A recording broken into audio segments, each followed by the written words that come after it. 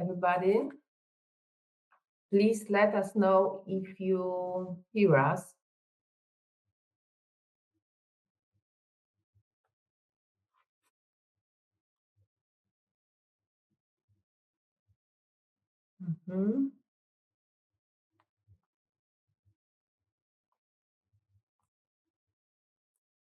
Yes, okay, thank you. So let's start. Let me introduce our team today. My name is Magdalena Wilkoszewska, and I'm heading the employment department in TGC Corporate Lawyers, the part of Advartis Group, the Crowe Group. Together with me is Katarzyna Zarzycka, our specialist. Hello, specializing in immigration law. She will join and she will take part of this meeting, and she will deal the meeting today with me. Okay, today our meeting today is concerning about the doing business in Poland, employment, all employment and immigration issues. During the meeting, please ask some question on the chat. We will try to give you answer if you have the opportunity.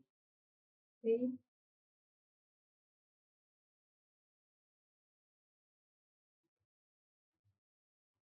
Okay, this is the agenda of our meeting. First of all, we will say some sentences about the types of employment contract in Poland, the overview of the employment contract, in which situation we recommend which type of the employment contract, termination, how to properly terminate the employment contract. In Poland, basic employer obligation in Poland, those registration, medical examination, safety training, tax and social security obligation, and employment documentation and personal files. And then I will switch with Kasia. Kasia will give you some knowledge about the employment and immigration offerings in Poland, how it works, what are the basic rules and obligations. And then if you have a time, we will start the session with some questions. We will try to answer during the meeting. Okay, so let's start with the employment contract types in Poland. And in Poland, we have three main types of employment contract: probationary period employment contract, fixed term employment contract, and indefinite term employment contract. The differ mainly concerns the duration, purpose, and level of employment stability. Okay.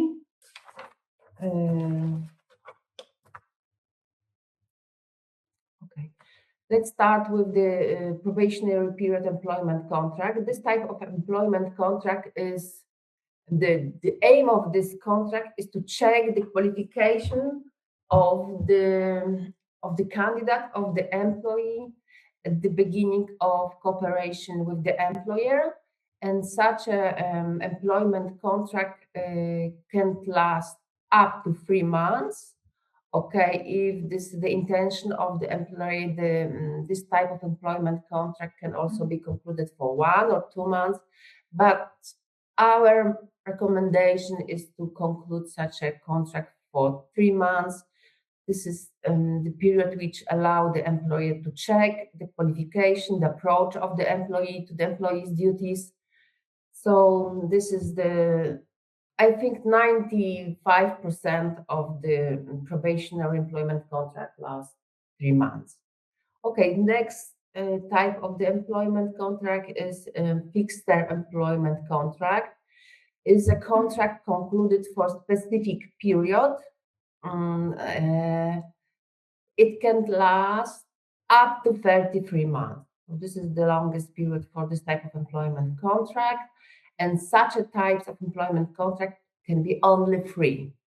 So this is also very important information that employer is not allowed to conclude this type of employment contract for, let's say, 5 years. Yes, so it can only be 33 months. And the last type of employment contract is the indefinite employment contract. This is the contract concluded without specific end date. So this is the most, this contract provides the highest level of employment stability. So I can say that during our practice, the employer start with the probation period employment contract, then propose the employee or the fixed term employment contract or the indefinite term employment contract. What is also important that we have a lot of questions if it's, for example, possible to propose the employee the employment contract for the probation period, let's say 6 months. It's not allowed. In Poland, it's only possible as it's written, and as I said before, up to 3 months. So this is also should be taken into consideration if you conduct the negotiation with your employee that the probation period is only 3 months, this type of employment contract. So sometimes we recommend our client to conclude the probationary employment contract, then, for example, propose the fixed term employment contract, let's say for 1 year, and then the employment contract for indefinite period. So sometimes it's our recommendation if the employee needs more time to verify the qualification of the employee. Okay. Now the few sentences about the proper termination of the employment contract, because in our experience, this part of cooperation with the employee is the most crucial. How to say that, let's say goodbye to your employee. Yes, because this is very tricky part of the cooperation, because it's very often do in not proper way. So in Poland, we have 3 ways to terminate the employment contract. Mutual, by the mutual agreement with the employee. This is the most preferred way, termination of the employment contract, because it's less risky for the employer. Then by termination notice with a given notice period and without notice period. Yes, this the last case without notice period. It can be used in specific situations. Yes. The most common way is the termination employment contract with a notice period, and depends on the type of the employment contract, and the duration of the notice period is different. Yes, and for the probationary employment contract, the termination notice can last up to 2 weeks. Yes. So if we have the employment contract concluded for probation period, then the termination notice is 1 week.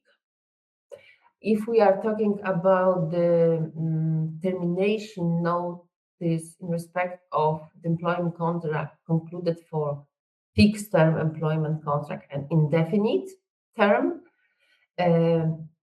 the notice period can last 2 weeks, 1 month, or 3 months. I will have a question soon. Next one.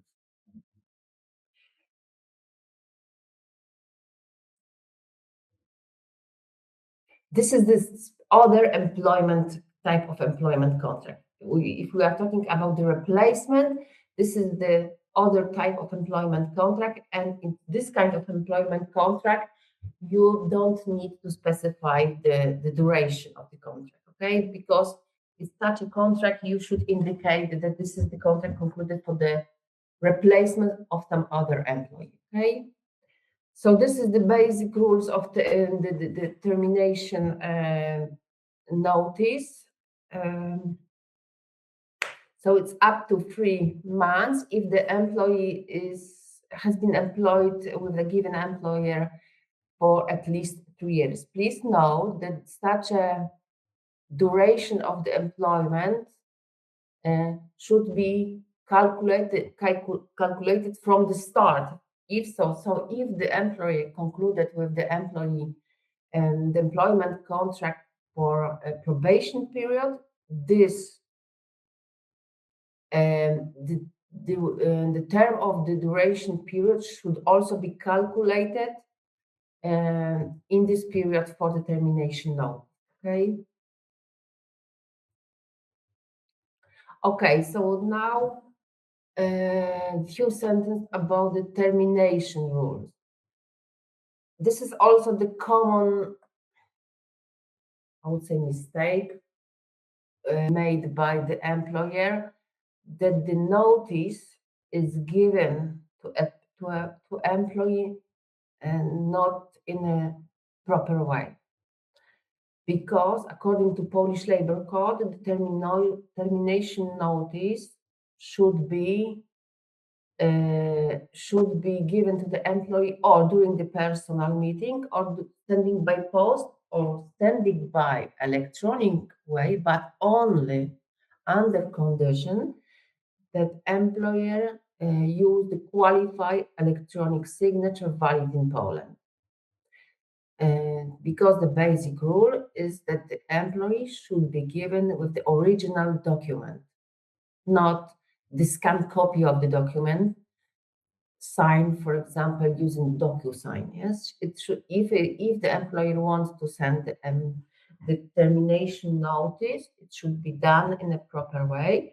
And also, the most important information is that the employer is not allowed to terminate the employment contract during absence of the employee. For example, if the employee is on vacation or is on the sick leave, the employer is not allowed to terminate the employment contract.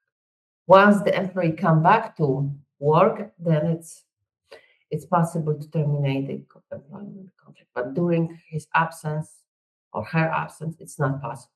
It's invalid. And now the main obligation of the employer in Poland. If you start the business in Poland and if you want to employ some employees, first of all, what should be done? The company, being employer, should be registered in Social Security institution as a payer of contributions on behalf of the employer and also on behalf of the employee. Then medical employer should also refer the employee for medical examination to confirm whether he or she is able to perform work in a given position. The same also applying to safety training. Yes, without checking the medical ability to start work on a given position and without safety training, the employee is not allowed to start work. So sometimes it happened that the first day of employment, employee is referred to do the medical checkup. That's okay, but it should be done before starting the employee's duties. Please remember about this. This is the most crucial obligation of the employee. And the safety training, the employee should be trained how to safe perform work in a given position.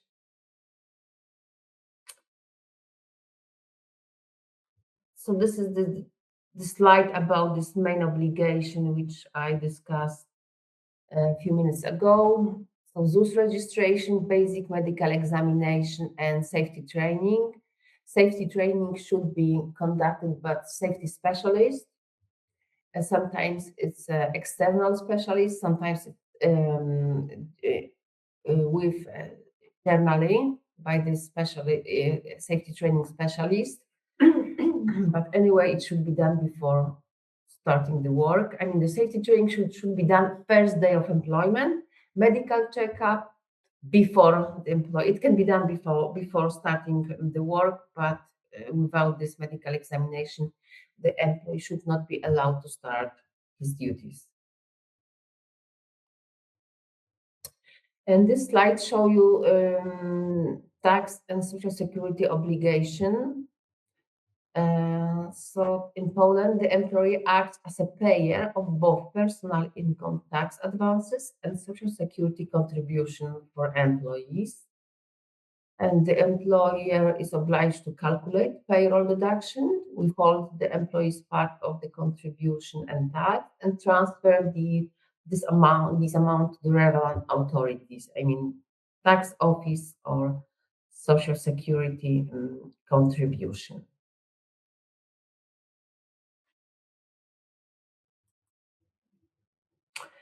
Apart from the remaining obligation which I mentioned before, the employer is also obliged to keep separate personal files for each employee and other documentation related to the employee's relationship. How the personal files should look like is indicated in the in our law. So the rules are specified and should be done in a proper way. I'd say like this. And now Katarzyna will give you some information about the employment of foreigners in Poland. Yes, good morning again. I'd like to say a few words about legal employment in Poland of foreigners, both from European Union and non-European employees. We should also, at first, we always should at first make division or make sure about the nationality of the employee we are going to hire and check whether this person comes from one of the 27 European Union countries, or maybe comes from Iceland, Liechtenstein, or Norway, belonging to the European Economic Area, or Switzerland, that is not a member of the EU, but still a member of EU single market. And the foreigners, being the citizens of both countries, do not need a work permit in Poland, what is a good news. They can just come here and be employed on the same rules as Polish citizens. The only obligation is to register their stay in Poland if their stay exceeds 3 months. So by that time, they should make such a registration. This registration is quite a formality compared to the procedures applied for non-EU foreigners. It is done in the voivodeship office according to the place of residence of this foreigner. So if it is if someone lives in Gdańsk, goes to the voivodeship there, in Warsaw, comes to Warsaw, and generally has to submit the application and give the purpose of stay, for instance, work, has to ensure that has income for living in Poland and should point out where would live in Poland. This is done in all member states. Also, there are different procedures. Different in a way, the form. For instance, in the legal office, it is just address registration. But the rule is the same. It is 3 months. I know that there are no stamps traveling to Poland or within the Schengen zone, but still in the office it is required to write a statement when the foreigner has crossed the border. And this date is determined based on such statement. And this is the easy part. Now we are moving to the foreigners from the countries not belonging to the European Union, and here the procedures are much, much more complicated and also very, very long. In order to start, if you want to employ someone from Japan, Korea, United States, I don't know, South America, Africa, it is good first to apply for a work permit. We have a lot of inquiries from foreigners who would like to come here to Poland. But in fact, the most important is to have an employer in Poland. And the work permit is obtained by the employer. And the employer is the side that is a party cooperating and applying to the voivodeship office. The good thing is that the presence of the foreigner is not required. It can wait just abroad for the documents. And the employer applies for a work permit. This is a very, very important stage at the beginning.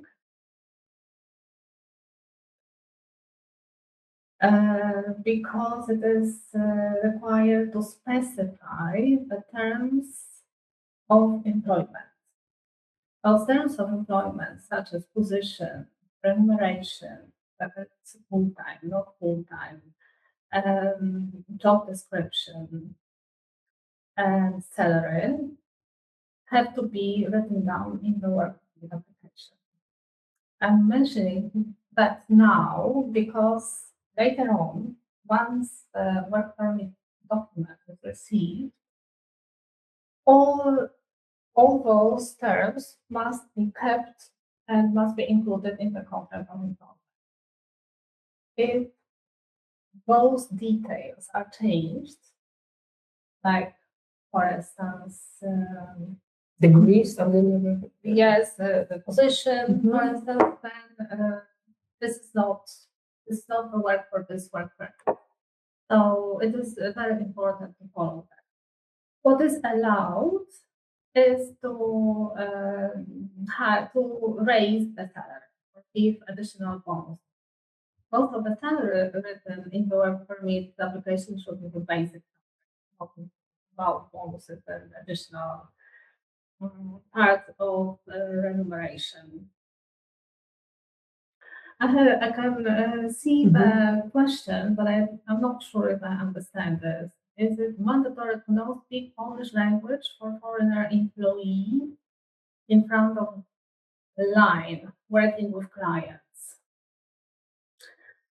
It is not the question concerning really legal employment, because such a foreigner should have documents to work, and whether he should know Polish or not is other requirement of the employer. So we are at the stage of obtaining a work permit. Yes, we have pointed out the basic terms that should be included. there, and it is very important that this should be done and really well thought at the beginning of the process. The waiting time for the work permit is very long. The rules have changed even for filing an application in June last year. It is done now only online. And I expected that the queues should be shorter, but there are two new things, like fast track of obtaining the work permits for the companies included in the register of companies of high importance to Polish economy, and work permits that are the prolongation of the previous ones. And this goes very quick. I have an impression that the rest is hardly touched. And the waiting time, at least in Warsaw, has doubled. So it is very important for a company who wants to hire a foreign employee to know that the waiting time is really several months. But now, even half a year in advance, seems not to be enough. And once the foreigner receives the work permit document, also in a form of electronic document, the foreigner should apply for visa in his place of residence in Polish consulate and obtain a visa, usually visa D, the best visa D, domestic, multiple, and come to Poland based on this visa and having both valid visa that allows to work and having a valid work permit, such a foreigner can start work in Poland.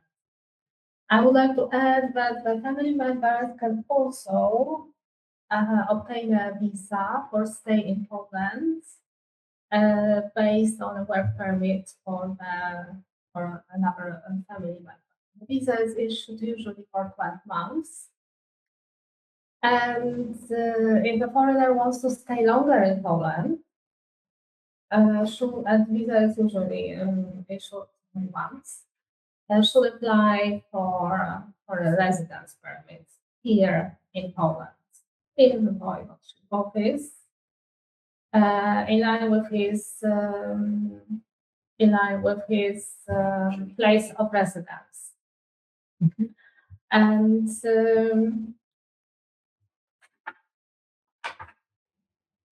this procedure is more complicated than obtaining a visa. It requires much more documentation.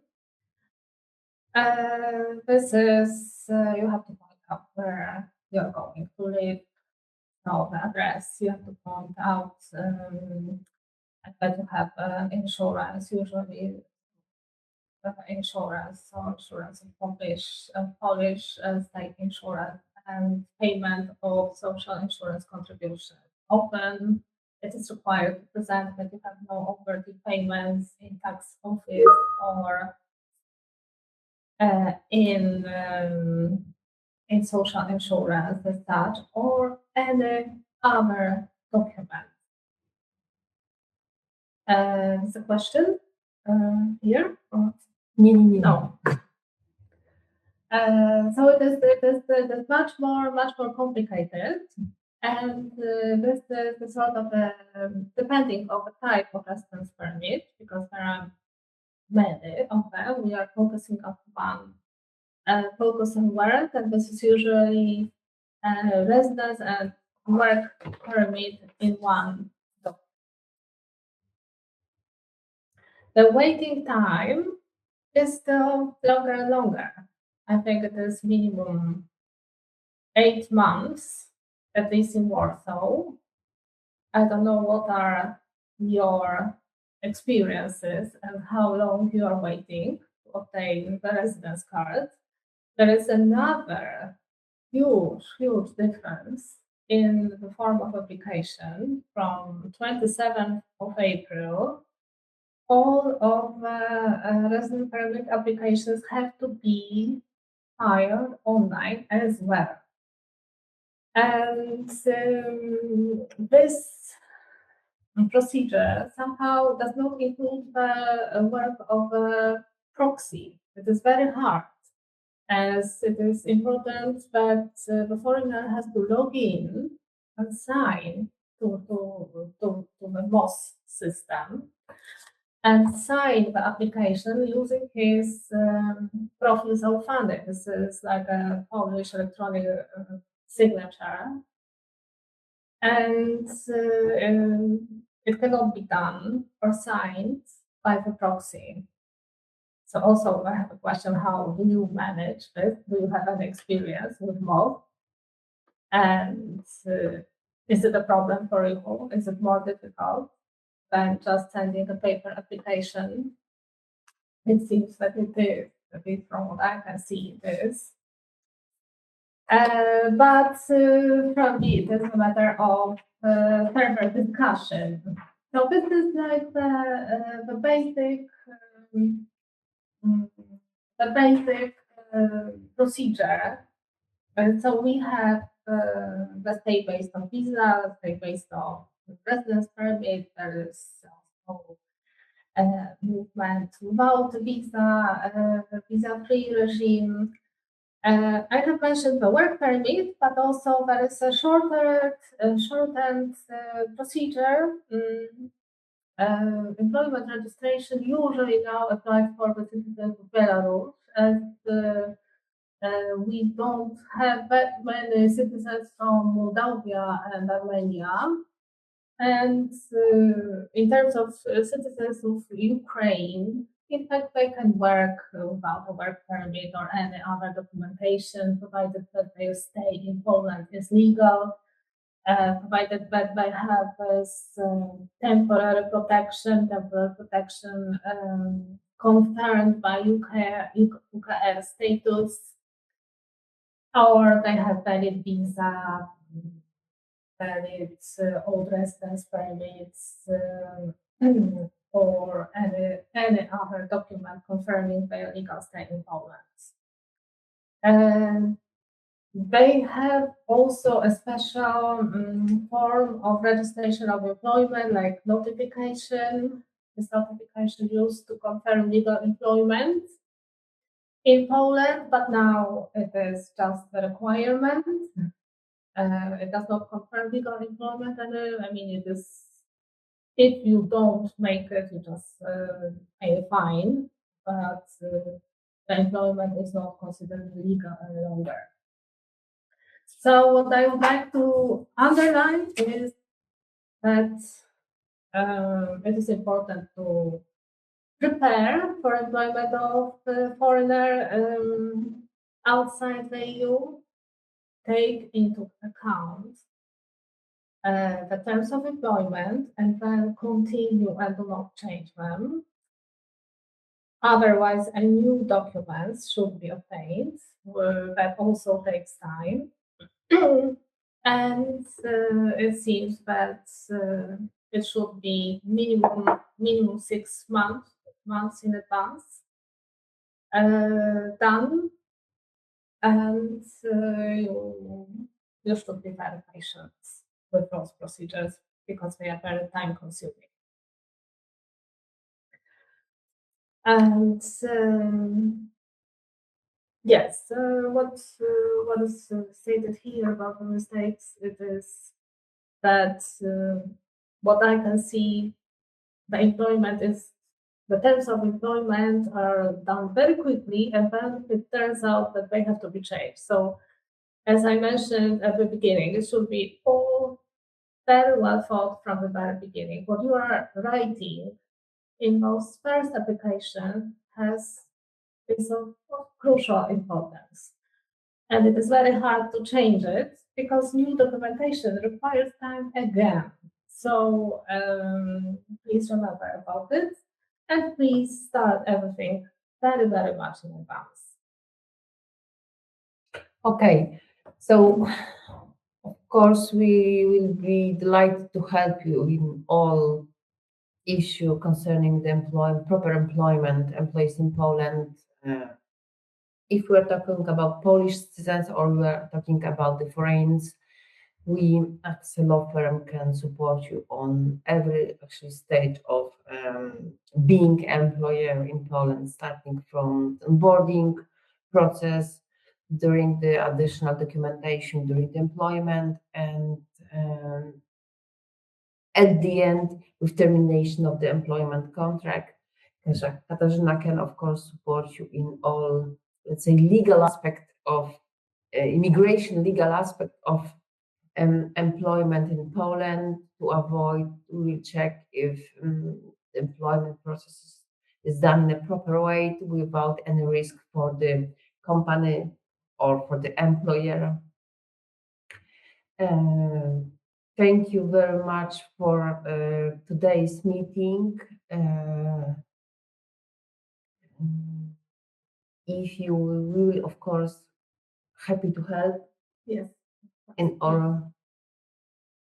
We have a last question. What about PPK? The PPK is also the very important obligation.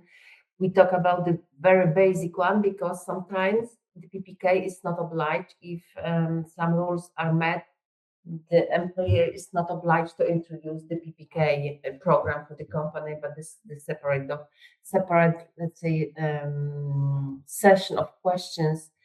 We can, of course, help you, and if you need support in PPK, we will be delighted to help.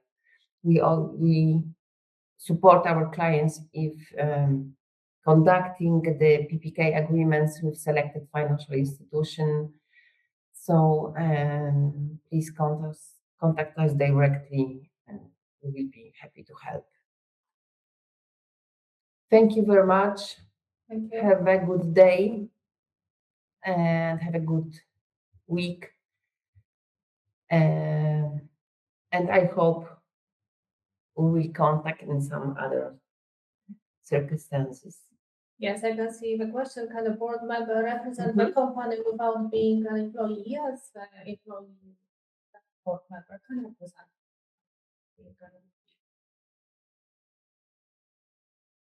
Okay, so thank you. Have a good day and bye-bye.